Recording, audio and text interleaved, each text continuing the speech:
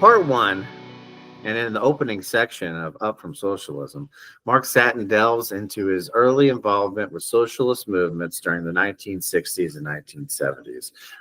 Residing in Canada after evading the Vietnam War draft, he became a key figure in the Toronto anti-draft program, assisting U.S. war resistors. Through his participations in organizations like the Student Nonviolent Coordinating Committee and Students for a Democratic Society, Satin observed firsthand the internal challenges and ideological rigidity within these groups. He critiques the centralized planning and authoritarian tendencies he witnessed, providing a candid reflection on the limitations and unintended consequences of socialist ideologies. Mark, this is your second time on. First time, we discussed your book, Radical Middle, but I think we also got into Up From Socialism a little bit. But since then, I've read Up From Socialism and loved it. And so excited to talk about it and anything else we want to talk about. Great. You know, my first question, I already asked you this in an email, but do you still have that Samsonite suitcase that you used of your dad's? Oh, that's a big symbol in my book. No, I do not. I took it around everywhere. I took it, as you know, I took it to Student Nonviolent Coordinating Committee in Mississippi. I took it to Canada when I refused to fight in the Vietnam War. I took it all over Canada and the US when I was promoting my New Age politics book. I took it to every significant place. As you know, I did not get along with my father, but this suitcase followed me around for decades. And it became a symbol in my book of the fact that you can reject your old man, you can pretend he's not there, you can tell lies to him, but you cannot get away from him. And this is not this is better than life. It was only when I decided at the age of 60 that I had to reconcile with him and was moving from Washington, D.C. to San Francisco that I decided the suitcase was so battered now and bruised that I didn't want anyone to see me with it, and it was useless anyway. So I left in Washington, D.C. in order to go to him. It couldn't have been a better symbol. I never intended it to be such. And the reconciliation, of course, as all these reconciliations are, it was never perfect. But I advise this for any radical whose parents hate him. You have got to reconcile with your parents. If you don't, your politics are going to be a little nutty and not quite mature. Without honoring your parents, you don't have to like them, but without honoring your parents, you will not have your feet flat on the ground. That's just the way it is. It applies on the left, it applies on the right, it applies even to us wonderful radical centrists. Well, especially if your life is about reconciliation. If you can't do it to those who are close to you, then maybe you should wait until you can figure that out before you do it.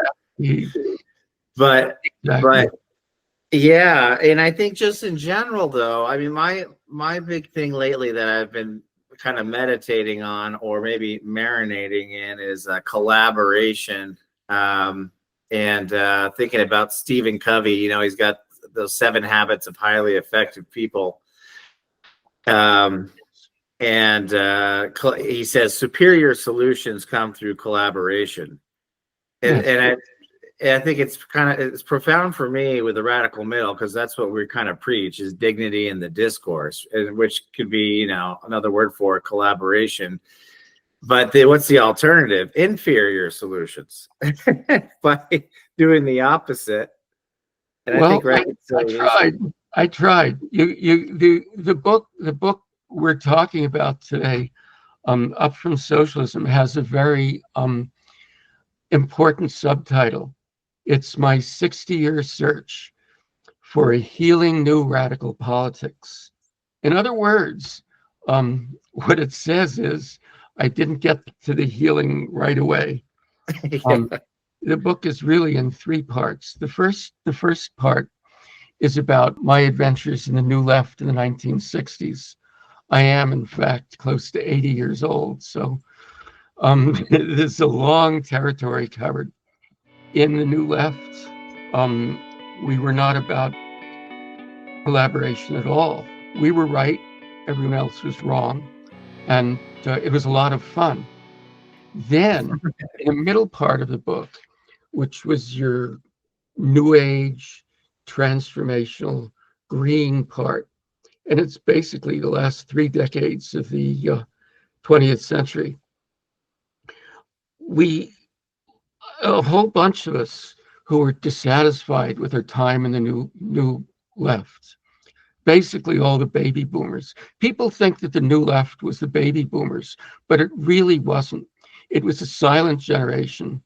A lot of people who were born in the late 30s, early 40s. And we were young kids and we kind of followed them. They were setting up the SDS and the SNCC and all these radical groups. And this doesn't come across in the literature today.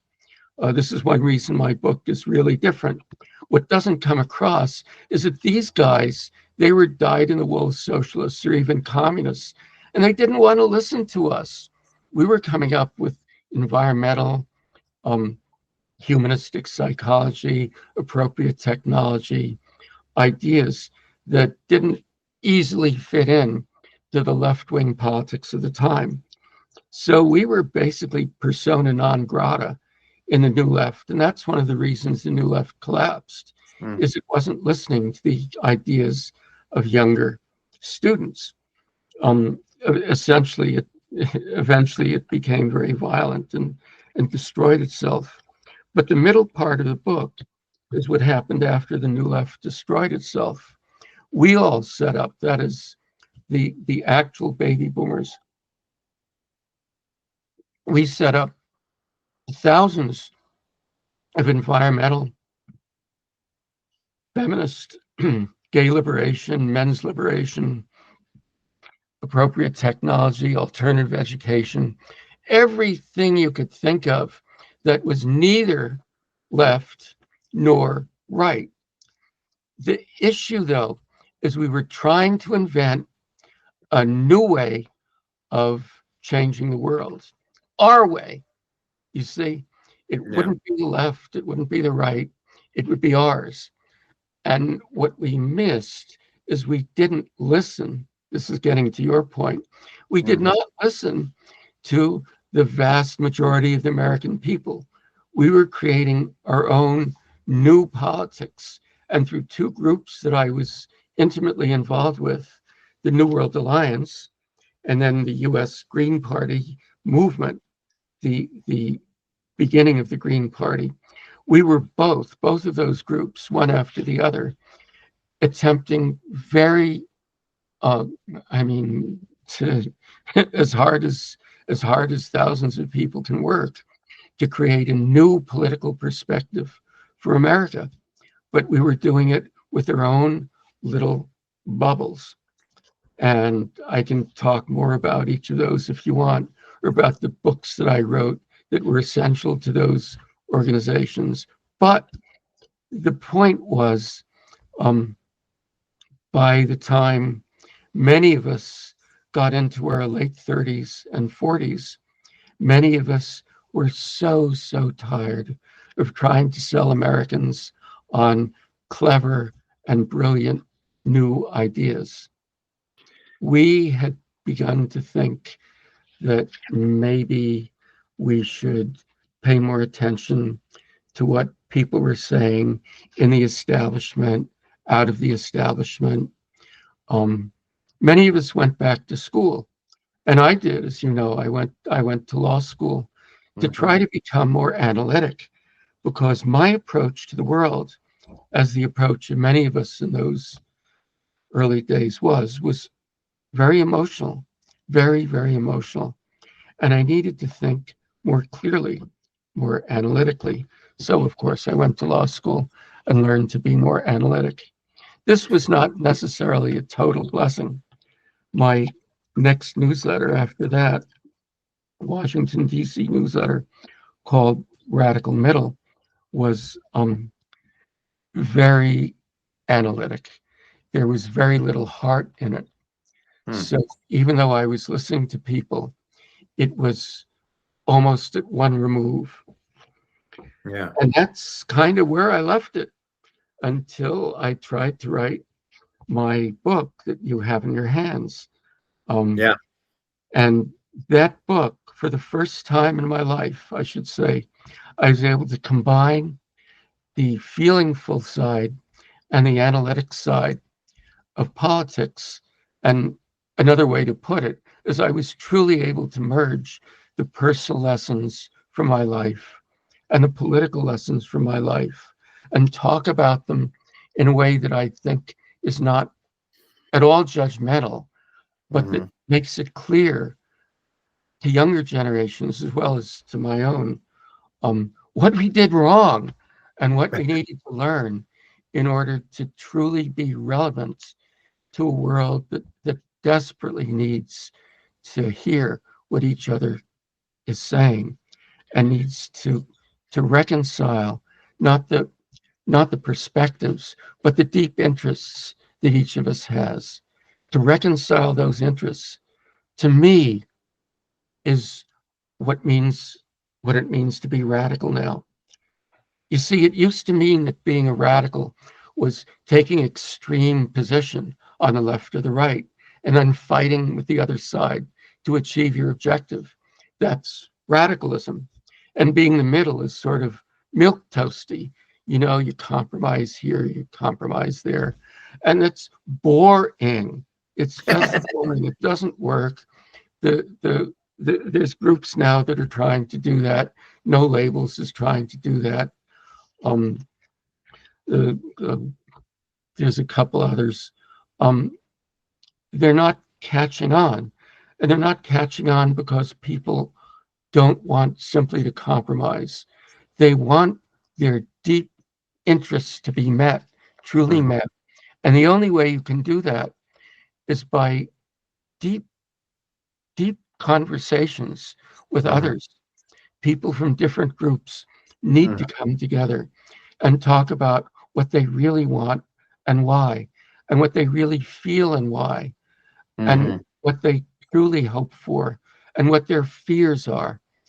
And if Hmm. groups do that, if representatives from groups do that, none of them are doing that today, by the way, but if Yeah. representatives from groups across the spectrum would have those deep, intimate conversations and come up with policies that truly met their their needs Hmm. and weren't just compromises. An example is affirmative action, for instance. We can Hmm. fight about affirmative action till the cows come home, but how can you make sure that people who are left out in this society can get a leg up Yeah. without making the world, without making this country unfair to others? Yeah. And Well, how do you answer that? To wrestle over a question like that, I'm not going to give you an answer now, though I of course I have one. But to talk about that without saying either it's unimportant or obviously Black people should be the only ones who get affirmative. I mean, you don't want to start. You don't want to fight. You have to talk honestly without fighting until everyone's needs are addressed. And then you can come out with solutions that are not mealy mouthed compromises, but solutions that truly speak to everyone's interests. Anyway, that's what the third part of my book is about. How did many people from my generation and Gen X and millennials get there? What kind of fights did we have? My book is full of fighting, as you know. I yeah. mean, it isn't a politically correct book. I fight with everyone. Everyone fights with me.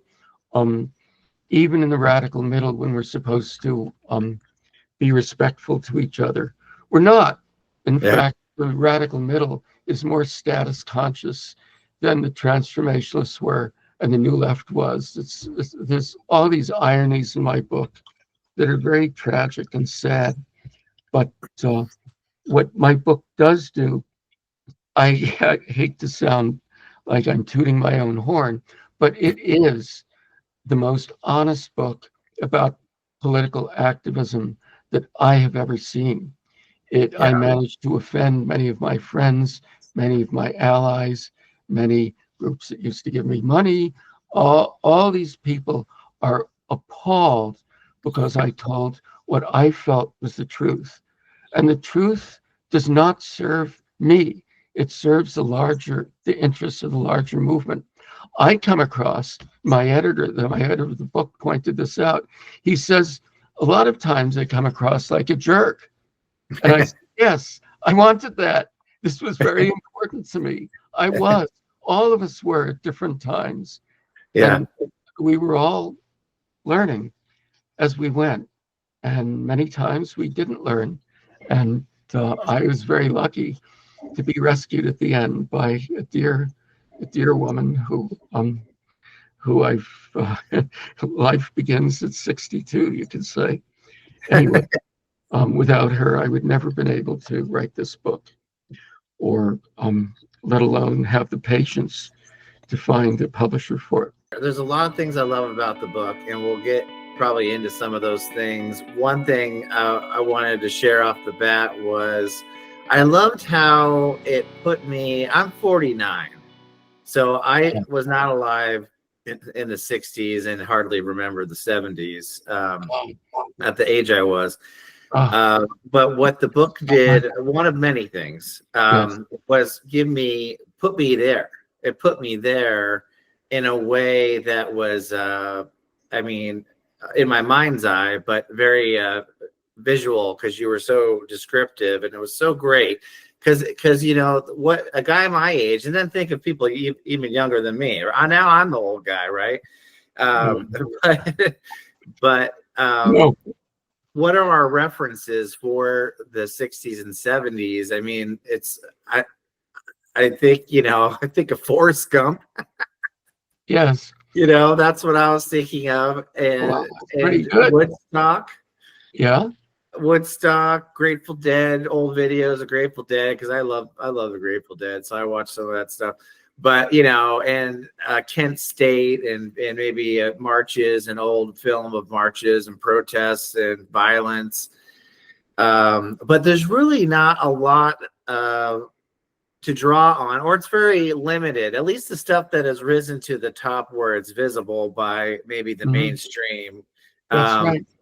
And your book really gave me such a really interesting insight into the time period, and specifically activism. I think a lot of people think of activism when they think of the 60s, but not to the detail that you go into, which is really, I really valued that, to kind of get another, an insider's view. I did want, if you don't mind, in case anybody didn't see the first video we did, I know it's 60 years of activism and then some, but could you go just the history of the different groups, and from the beginning to the end, and share what the acronyms mean in case anybody is not tracking? Can I trouble you to walk us through that? I know it's a long journey. Yeah, walk us through the book. Yeah, I can do it briefly. Okay, here, my eyes are getting sore already. So I can begin I can begin with somewhat of the end. I, like many activists from the 60s and 70s and 80s and 90s, I spent almost my entire life self-sacrificing in order to create a better world. One of the things I did was not eat properly, too much sugar, You may remember the Snickers bars Snickers, a lot of Snickers. throughout my book. Yes, the Snickers bar, like the Samsonite suitcase, the Snickers bars Yeah. followed me through, and the lack of sleep also continuously. And as a result, at the end of my life, I developed not just diabetes, but diabetic retinopathy. And that meant that I can't, for the last 10, 15 years, I haven't been able to read text, or and my vision is very blurry. So the lights that I'm using to help with this video are hurting my eyes. So I'm going to have to put these on from time to time. They are aviator glasses, and my publisher's, the imprint is Bombardier Books. My dad was a bombardier navigator in Vietnam. Oh my God, this is wonderful. And I was counseling not just draft dodgers, but deserters. So you, Yeah. I was talking to him about you. I don't want to jump ahead too much and give away the surprise. Okay. But I did talk to him about you and where you landed, which maybe we'll get to, maybe we won't. We'll see. Okay. There's very little separation between the personal and the political in the book. So I'll go through the organizations. But I have to say first that, like many people, I was extremely upset in the mid-'60s, not just because of the Vietnam War, which was starting up, but because I could not for the life of me live in a country that where the races were not integrated. It seemed bizarre to me. And I actually graduated high school in the South, in Texas, and I went to a segregated high school. And it was bizarre because we actually had Native Americans in our school. We had Hispanics. They were, we didn't even notice their race. I mean, we were colorblind in the way that I'd like us all to be colorblind today, except with blacks. It was disgusting. And when I went to college, it was in Illinois, U of Illinois. Of course, the first thing I did was join Friends of SNCC, Friends of the Student Nonviolent Coordinating Committee. Those people were nowhere. They talked and talked and talked, but they did nothing. And I felt guilty. I resented my parents, and I did not.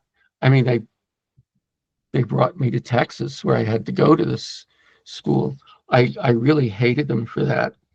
And you have to realize that a lot of what went on in the 60s with the activists is we resented our parents in the little towns we grew up in, and the prejudices galore. And so a lot of my desire to drop out of college the first time and do political work was to assuage some guilt and to get back at people who I felt should have known better. So, although it looks great on my resume to say I was a civil rights worker at the age of 18, in fact, it was much more complicated than that for me and for virtually everyone I knew there who was white. Anyway, I joined Student Nonviolent Coordinating Committee itself in Holly Springs, Mississippi, and we did some voter registration. But at that point, it was 1965, voter registration was winding down. Most of the people whose homes we visited were not happy to see us. They'd seen civil rights workers before. They didn't want to go down to the courthouse. And anyway, the country was changing. The Voting Rights Act had just been passed, and the Civil Rights Act had just been passed, and the Voting Rights Act was on the horizon. It was being discussed in Congress. SNCC was very militant, and it wanted to do the voting registration anyway. And then this broke my heart. I wanted to help integrate the public school because, having gone to a segregated school in Texas, and having survived, even with my radical attitudes and northern accent and all, I felt I would be able to talk to the students, the white students, in ways that wouldn't get me killed, and would anyway, even if it got me killed, would be interesting and necessary. They did not want that at all. They were becoming much more interested in Black nationalism and in various kinds of separatism, which quickly soon became the Black Power movement. Stokely Carmichael was big in SNCC then. He was everybody's. John Lewis was out. He was seen as too much of a compromiser. Stokely was rising in the ranks. And of course, they didn't really cotton to white people being in the civil rights movement. Nobody in my project wanted a white guy trying to integrate the school. They felt it would, to be fair to them, they felt it would bring even more hostility to their project. And of course, I said, we're the Student Nonviolent Coordinating Committee. We're supposed to be students trying to talk to students, but they didn't see it my way. So I left with a great deal of bitterness and misunderstanding in the group. They had a meeting toward the end of my time there where everyone shared their political beliefs. Virtually all of them came out for socialism as one form or another. The leaders of the group were interested in Marxism. A couple of them were interested in Marxist revolution. To me, this just wasn't in the cards. I couldn't relate Marxism or the heavy Marxists they were reading, or that we were reading at the University of Illinois, Friends of SNCC. I couldn't relate what the heavy Marxists were saying to what we needed in Wichita Falls, Texas, where I went to school, or Moorhead, Minnesota, where I spent most of my young years. I couldn't relate to it. All I wanted was to create a society where people forgave each other and were kind to each other. And I said, that's what I wanted. And people were nice to me. They thought, oh, this is great. Nobody here has to believe in socialism. But it was clear that what these people wanted, and of course they were a bit older than me. They weren't boomers. I was a boomer. I just wanted people to get along. It wasn't really my thing. So even though I was glad to have worked there, I built up a library there. I met a lot of townspeople there. One interesting thing, I don't want to go on and on about SNCC. One fascinating thing is that even though these young guys had gone to segregated schools, the civil rights workers in SNCC were mostly Black, they were just as educated, just as smart, just as quick on the draw as the white kids that I'd known in Moorhead and Wichita Falls. There was no difference in the quality between the Black education in Holly Springs and what the white kids got in Wichita Falls, which of course is very relevant today because we can see that it wasn't years and years of Jim Crow that have made Black kids so the test scores so low today. It's something else. It's attitudes, it's values, but it had nothing to do with Jim Crow because Jim Crow did not cripple those kids' education. There was, I mean, I met lots and lots of Black kids there. I slept with them for my first 2 months there before I alienated them with my ornery ways. We all slept in a huge bed together. A lot of these kids, though they lived in town, they wanted to sleep in the Freedom House where we all were. So we all slept together. We got to know each other real well there. This was not uncommon in the South at that time. Kids lived in small homes or even shacks, and a lot of the families were large. So a lot of the guys slept together. And unlike the other white civil rights workers, I just, why not? I wanted to do it.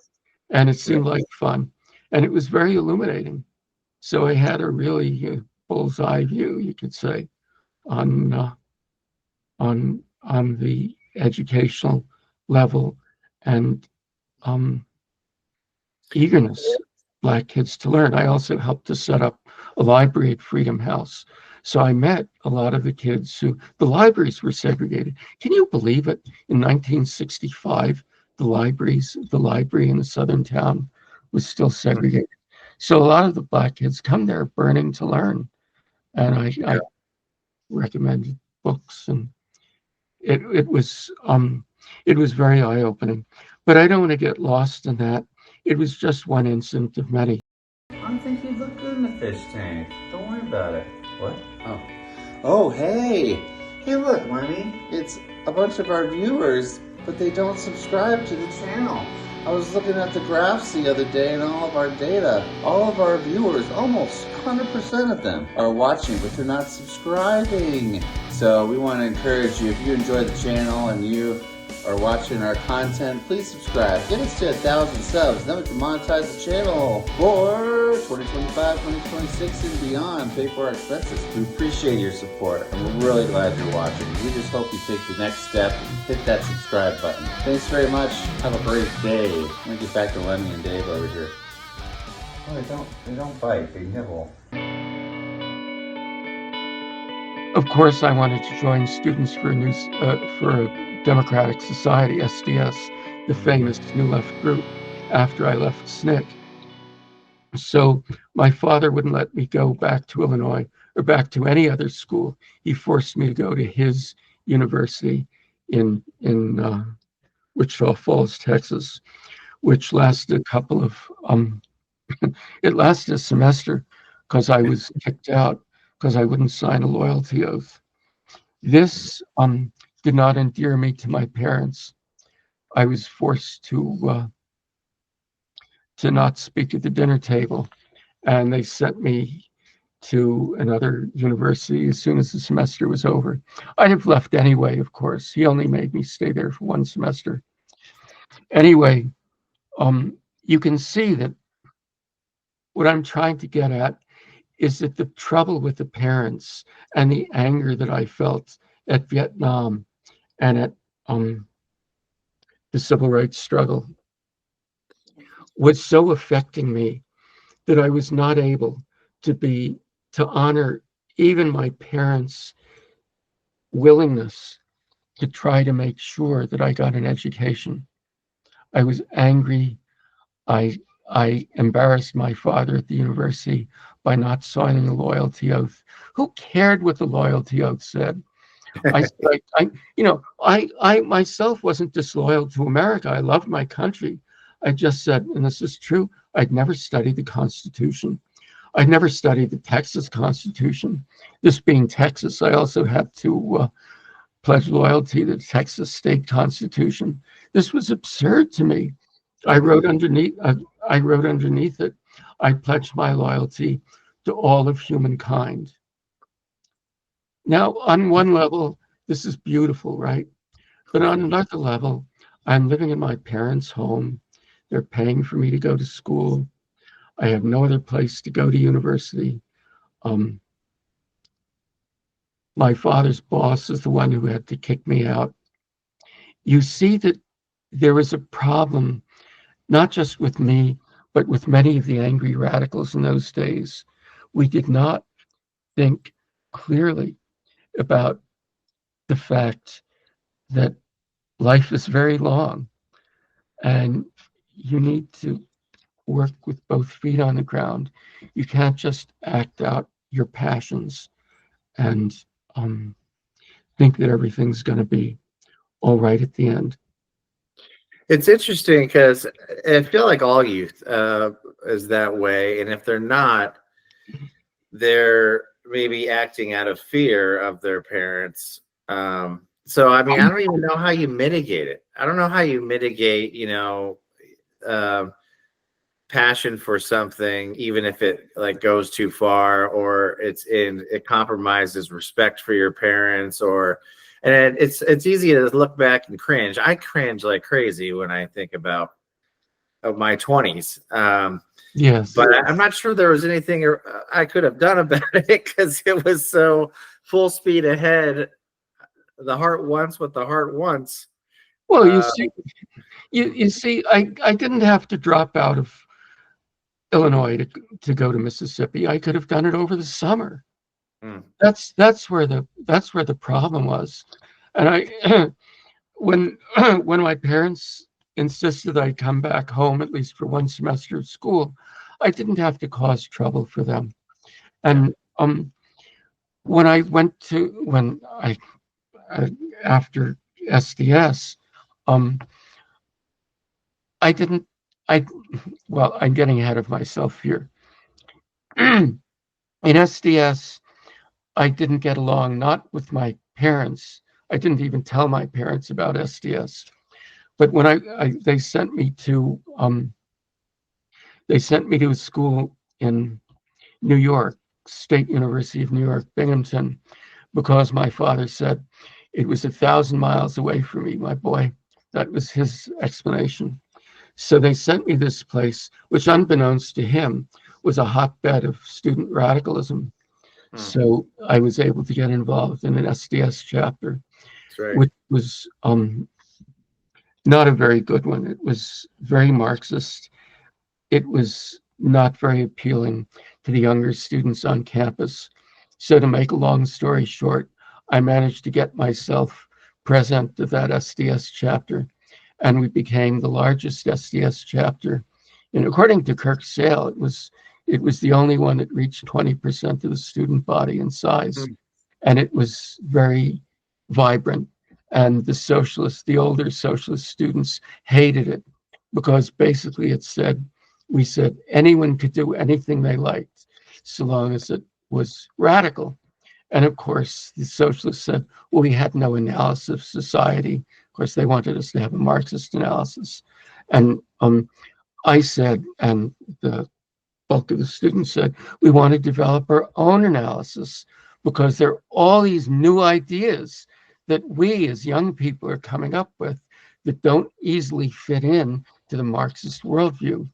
So for one semester, this went on. And at the end, I decided I had enough and didn't want to stay in school anymore. And so I decided that since I was in line to get drafted, if I didn't stay in school, I would go to Canada. The problem there, this is so embarrassing. The problem there is I decided to go to Canada without even taking my physical exam. I was so intent on proving how much I disliked the war and how much I wanted to be a victim of the war, and how much I wanted to prove to myself how righteous I was, that I didn't even take the damn physical, which might have discovered that I was born at 8 months old. And as a result, my legs, my knee, and my shins had not been fused properly. I was not exactly your greatest runner.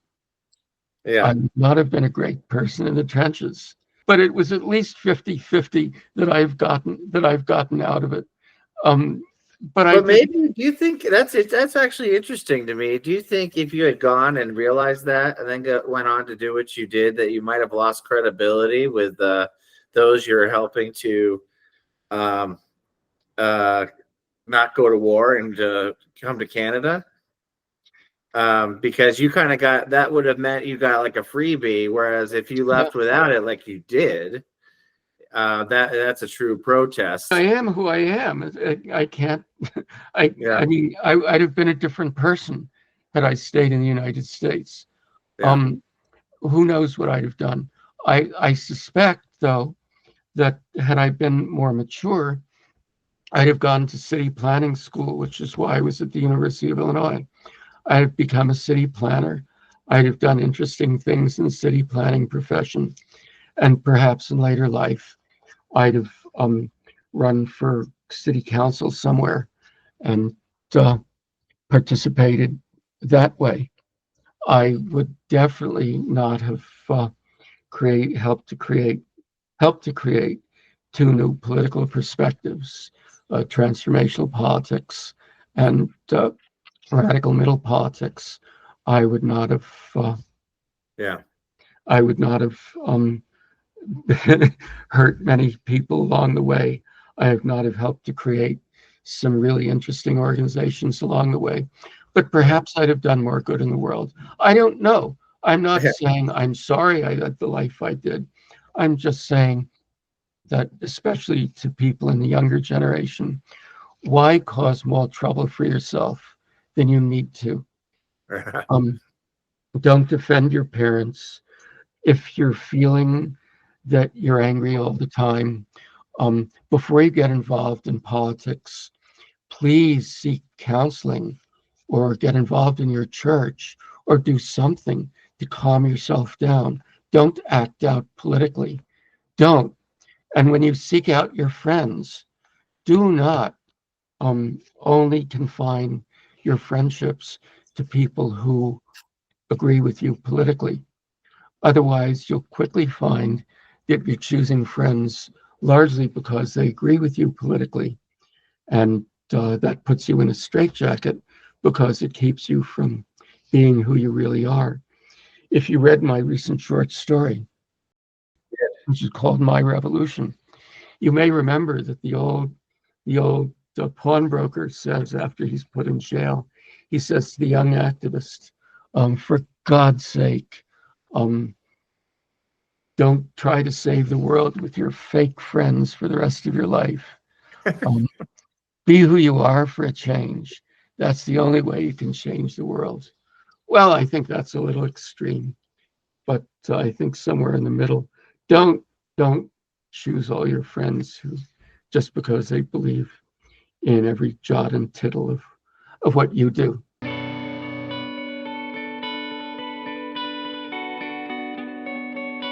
I was appalled, I would say, when after October 7th, Yes. the Hamas attack on Israel, that before Israel even responded, you had students protesting Israel Yes. across the world. And I was like, what dimension are we living in?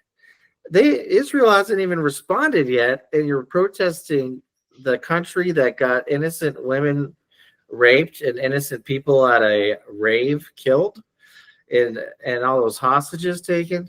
And then that inspired you to protest Israel, and it just made me think when you mentioned, hey, don't choose your friends just on politics. I feel like a lot of those kids chose their friends just on politics, and I give them some grace because I was so stupid when I was that age, and misinformed, and misguided in my own what I was passionate about, maybe politically. So I give them a little grace, but still, I was appalled at that.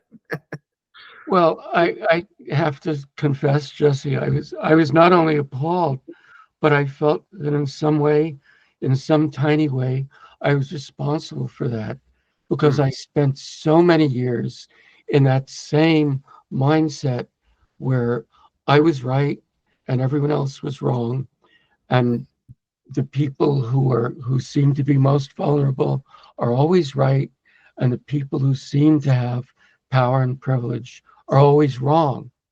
And once you begin to see the world that way, it makes sense. Hamas appears to be the freedom fighters. I happen to be very lucky because in my youth, the Vietnamese were the freedom fighters. They were. The Vietnamese posed no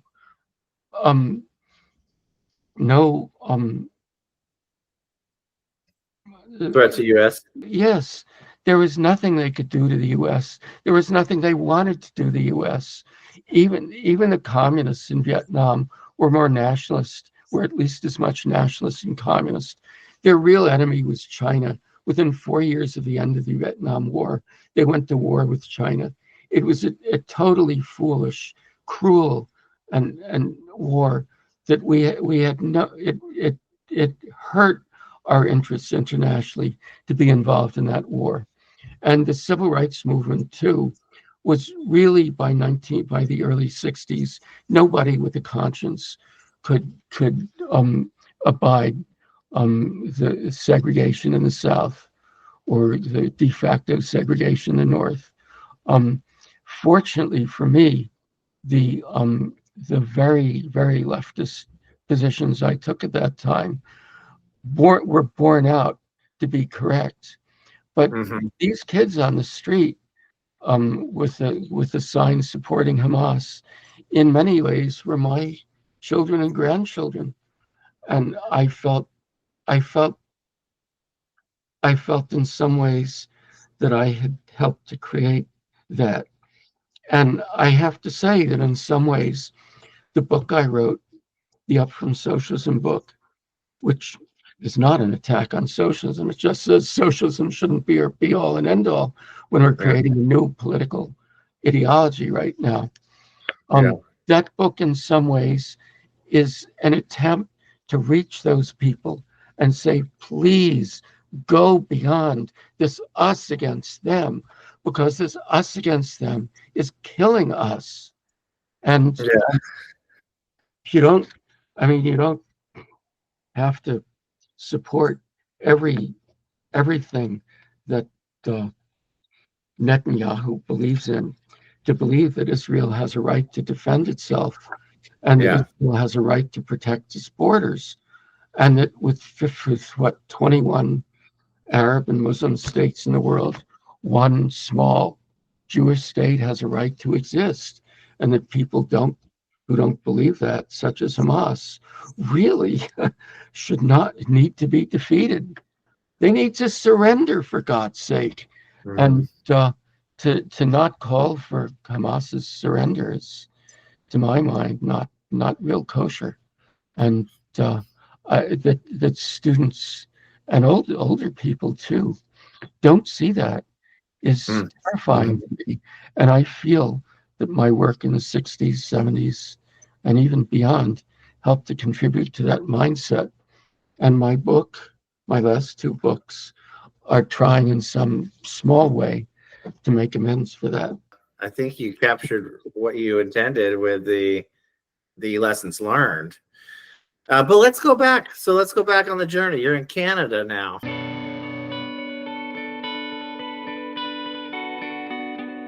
I just wanted to take the viewer through the activist journey. I loved all the people that I worked with. I loved the SDSers. I loved the people in SNCC, even the ones who disagreed with me. That I tried to recreate in the book the heart connection I felt with all these people, as well as our disagreements. But with the draft dodgers that I counseled, I quickly became the the the executive director of the Toronto Anti-Draft Program, the largest group in Canada, in the world, as a matter of fact, helping Mm-hmm. American draft dodgers leave the U.S. and go abroad. And a Really, highly read book, the manual, right? when I was hired as a draft counselor, people were very ambivalent about me on the board that I was hired by, because I really wanted thousands of us to come up. I thought if tens of thousands of us came up from the US, it would be a way of saying to the American public that the war was wrong. Look at how wrong it is. Tens of thousands of our sons and daughters are streaming up. The board that I was responsible to was very different from that. They were very far left. There were Marxists, there was Maoists, there was a Trotskyist, many of them Americans, by the way, who'd left themselves. But they really wanted most of us to stay in the US and make the revolution. They only wanted to help extreme cases or deserters. Well, they didn't even want to help deserters at first. They only wanted to help people who were really at wit's end, but they wanted to discourage us. And some of them actually did discourage us from coming to Canada. When I took over the draft program, I clashed with them immediately because my approach was very different. I created a very welcoming environment within the program itself. I had a hot plate. I created a much nicer environment, a physical environment. I found 200 people who would put guys up in Toronto. Um, I had a lot of people come help me counsel, so we had a lot of counselors in the office. Um, it was wonderful, and as a result, I was able to interest a lot of reporters in what we were doing. And that, of course, freaked my board out because I knew if I was able to generate a lot of American publicity, um, we would be inundated with exactly what I wanted, thousands of draft dodgers, and not just from left-wing campuses, but from the kind of places where I went to school and, basically middle-class kids. And that's not what they wanted, but that's what they got. We got, within a month and a half of my being there, we got a major story in the New York Times magazine with a big picture of me counseling guys in our office. And of course, the story was awful. It was called Boys Without a Country, and it was very contemptuous of me, of all of us. But it didn't matter because what it did is it told the other media, as well as millions of young people, where they could go for help. Yeah. That there were people helping them, and that by God, there were ways to come to Canada legally, because what many people were doing, not just the right, but the left didn't want people to come to Canada because they felt it was siphoning the some of the best and brightest up to Canada, where they wouldn't be fighting against the war in the United States anymore. But I felt differently. I felt differently. I felt we needed to demonstrate that it was a legitimate form of protest. One really fun thing I saw on Wikipedia the other day, there's a page on Wikipedia called Draft Evasion, and it's a pretty good page. Within it, there's a section called United States. Sections in Wikipedia typically have subsections. Mm-hmm. The left does not like a lot of attention being paid to the role of draft dodging in helping end the Vietnam War. So there used to be subsections in the United States section saying, one said, something like domestic activity, and the next subsection said emigration to Canada. Both of those subsections have now been eliminated, making it less obvious that coming to Canada was a major. Anyway, Wikipedia has done me good. It's actually done. It's the page on emigration is pretty good. I shouldn't badmouth Wikipedia, but that's you have a lot of info on you, Bart. There's a lot of info on you on Wikipedia. There's a lot of info on me out there. Yeah, they've done their job. The point is that once we got thousands and thousands of people coming, I needed a manual that detailed the immigration information, because I couldn't sit there, and my co-counselors couldn't sit there and spend an hour with each of these guys. It would have been an impossible task. So I ended up writing, in my quote spare time, end quote, a 40,000 word manual for draft age immigrants to Canada. And I didn't get their permission to write it. The only reason I got their fleeting permission was at the end of a conference that had been called to chastise me for my various sins. I proposed they let me write the manual, and everyone got upset with me for even having the idea of writing the manual. And finally, a guy named Danny Draich, who's now a well-known historian up in Canada, cleverly, I don't know how much he meant this or not, said, "Oh, let him let him spend, you know, let him spend all his spare time writing this book. He won't do anything bad while he won't embarrass us while he's doing this." And everyone laughed, and so they left it at that. So that was all the permission I needed to create this book, which was so detailed on immigration law that I found out later from a reporter that even immigration officials on the border were using it to help figure out how to help, what to say to guys as they were coming into Canada. It was really, it was well respected. The Canadian press liked it too. And it was amazing what happened to that book. It was picked up. There was another long article about it in the New York Times. It was mentioned in the New York Review of Books. The London Observer had a big piece on it. The LA Times had a big piece on it. It was swept up in the milieu of the anti-war movement. Even though a lot of the anti-draft counselors in the US weren't telling people about Canada or were recommending it. When it appeared, it became standard issue in all the draft counselors' offices. There were over 1,000, people don't know this, there were over 1,000 draft counseling offices in the United States at the peak of the Vietnam War.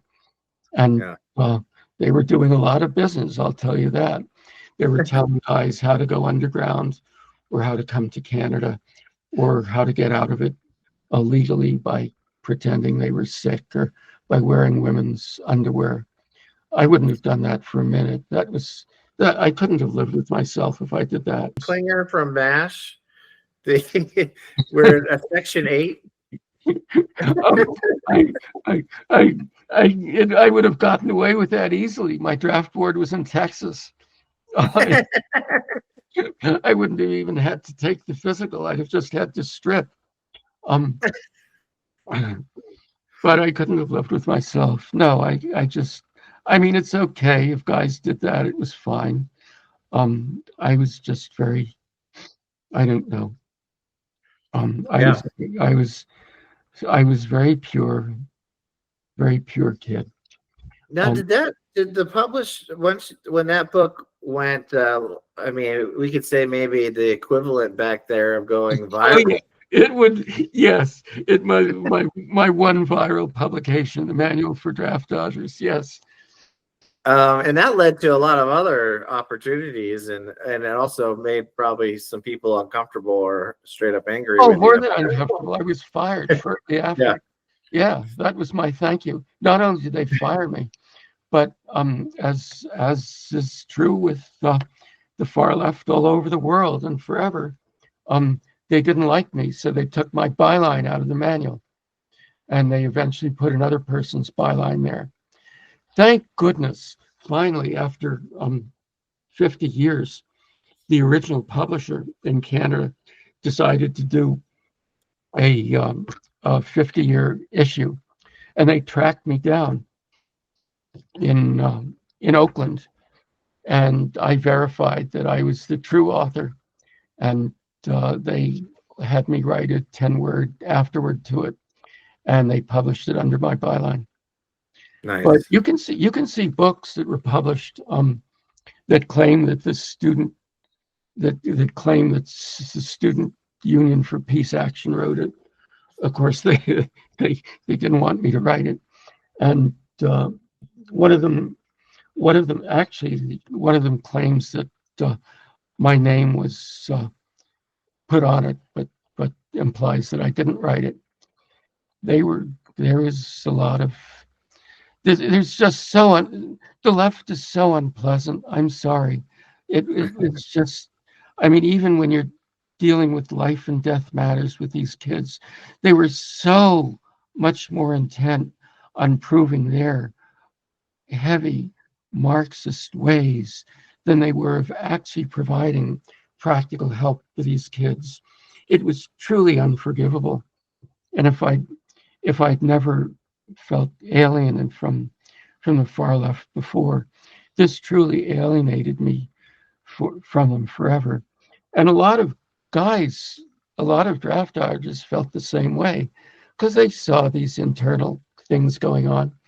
One really sad thing that might interest people, because direct mail was so important at one time, is I really wanted us to raise money. And of course, on the left, you didn't, there was, it was very difficult to raise money on the left. Basically, you sent one-page letters out to your friends.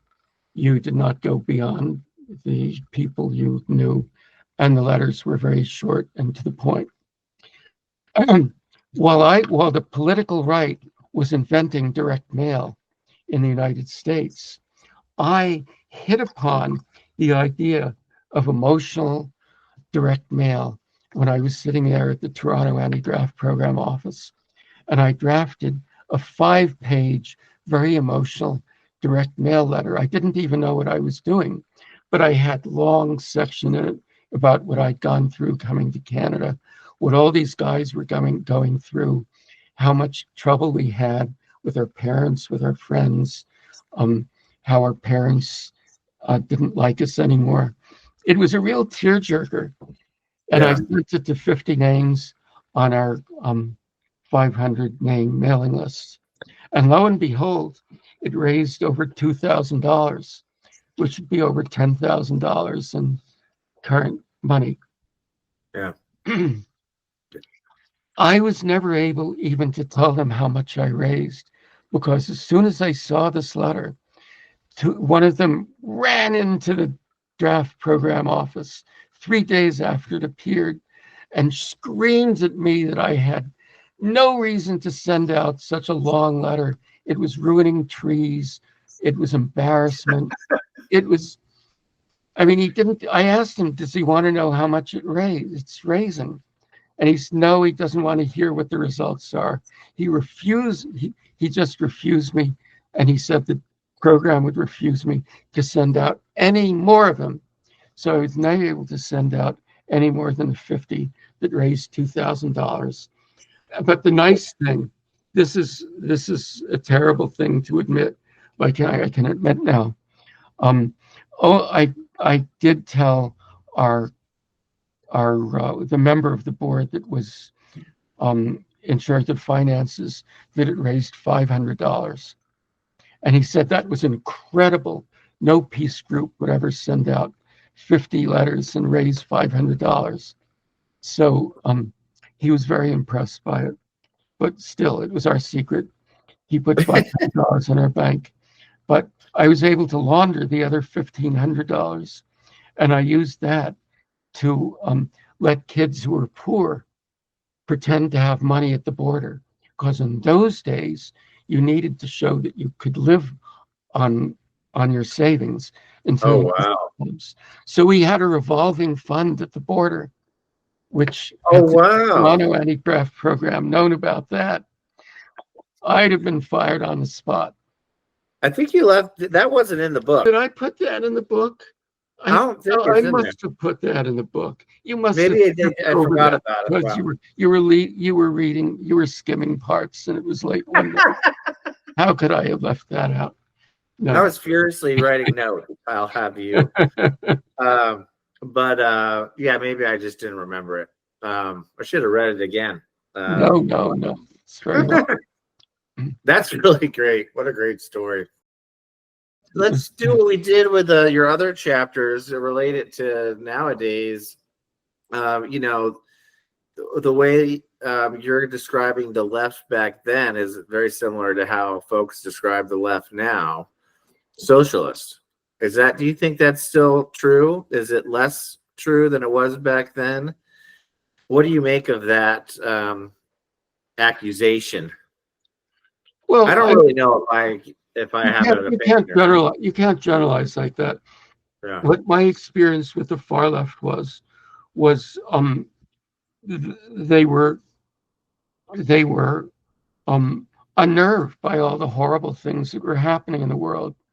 So they had that excuse. Terrible things are happening today. Um, the left took over the Green Party by the 90s, and I experienced them at close range then, and they were just as closed-minded and awful then as they were in the 60s, 70s, and 80s. So I I mean I don't consort with the young people at demonstrations now. I've gone to one or two, but I can't say that I know enough people of that age range to know to say blanketly that these are bad people. But I don't say that about them in my book either. I don't say these are bad, the Yeah, middle is good, and the right is bad. That isn't what Up From Socialism says at all. I mean, it yeah, could easily have been said, he said, up from the left and up from the right. What the point of my book really is that you you need to listen to people from all sides, and even if the people on the left and on the far right are talking in extremely insulting and outrageous tones. You need to get beyond the tones and get into people's real fears and real needs. And once you get to that point, then you can begin to reason with everyone and come up with points of view and public policies that do speak to everyone's deep needs and do assuage everyone's fears. I believe that. So I don't, I mean, I personally had bad um, experiences with the left. And what I know about some of the weathermen is even worse than that. And I'm not going to tell that to anyone. But, but that should not force, that should not cause anyone to say a plague on that house because they're us. I mean, these are all we're all us. It yeah, isn't us and them. This is our this is our society. You want to be you want to be ideology free. You want to be you want to be colorblind. We're Americans and we're global citizens and we need to see ourselves as such. And I feel fine about seeing ourselves as Americans first, but I don't want to keep breaking ourselves down into ideological, political, ethnic categories. yeah.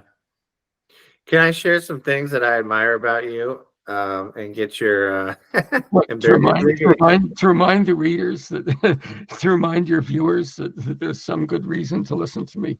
Sure, sure. Well, yeah, and I think it can illuminate some other things. The And book is better than the interview. I'll tell you that. Sorry. it's a great book. But some things that stood out to me. One, your tenacity. Now, you may say that now that, and I'm putting words in your mouth, but that your tenacity might have been misplaced a little bit back then. But I still admire the tenacity. And if it's put in the right direction, say for like everything I've been trying to do for radical middle, the tenacity maybe should be directed at being better listeners, engaging folks, to hear what they have to say, as opposed to, demanding it has to be one way. But your tenacity was unparalleled, and you lived off very little. Mhm. I mean, yes, maybe bad eating habits, but I mean, you didn't need very much to live, and nor did you, it seemed like, expect very much. Um, Correct. and I know you evolved to pragmatism, a little bit, maybe after law school. We can get into your law school experience, but still lived off very little, as if you were fed by something else, which I admire, because I've been passionate about things, but not to that level. I think you took it to another level. Yes. I mean, is that something? Is that how, when you look back, do you look at yourself as tenacious? No, I felt I was doing what I felt called upon to do. Hmm. Why I felt called to do it ultimately is beyond me, because I mean, it wasn't just rebelling against my parents, and it wasn't even just the do-gooder stuff. It was my mission in life. Hmm. Um, there's a, a, you just yeah. I mean, everyone needs to find their mission in life.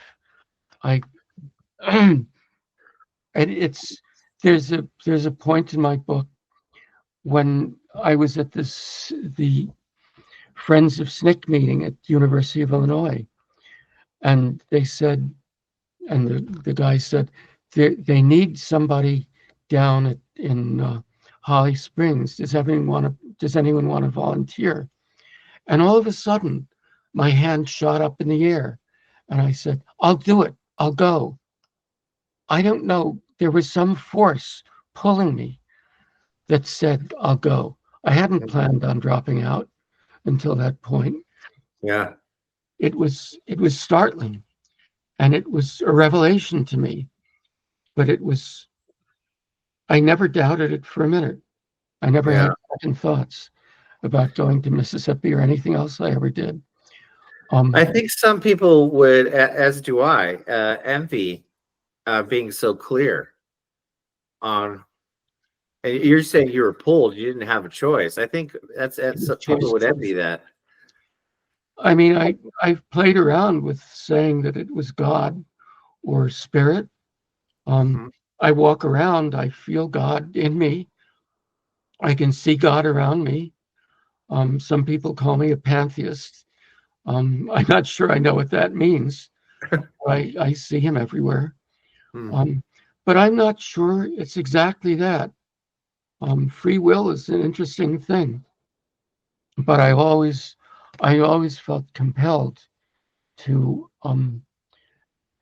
to to work with others to make things better. Yeah. Um, And you I've didn't had come out of it, all of that, to demonize the left. You came out of that saying, "Hey, we need to do better with each other." To well, I've listen. always I've always I've always worked with lefties. You can't Mhm. avoid it in the social change movement. Or to be more precise, I've always worked with people who think of themselves as Marxists and or revolutionaries. Most people think of me as on the left. My publisher thinks of me as on the left and doesn't like it. But so be it. Yeah. Anyway, you were talking about tenacious. Well, I just find it admirable, and I don't see it. I don't see it very often. I mean, a lot of a common theme through a lot of the interviews I have, whether it's you or maybe it's a guy who's started a heavy metal record label or who's in a heavy metal band, the common theme is tenacity. Someone who overcomes great challenges to follow what their is in their heart. And I admire it because I'm not sure I've been that way a lot of my life, and maybe made some more safe decisions, or maybe they're more pragmatic decisions. I don't know. Yeah, we never really know. And we always change, don't we, Yeah. as we get older. But the tenaciousness grew, if anything, the tenaciousness grew stronger after Canada.